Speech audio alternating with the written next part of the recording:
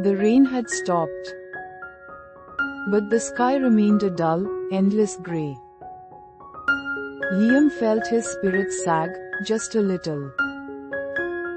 He'd been waiting for a break all morning. Suddenly, a tiny patch of blue peeked through. Then, a bright shaft of sunlight broke free. It hit the wet pavement, making it sparkle. Liam instinctively closed his eyes, tilting his face up. A deep, satisfying warmth spread through him. It wasn't just light, it felt like a sigh of relief. We are all still children of the sun, seeking its comforting embrace. Thanks for your time, it's been a delight. What should we explore next? Comment, share, and save your insight.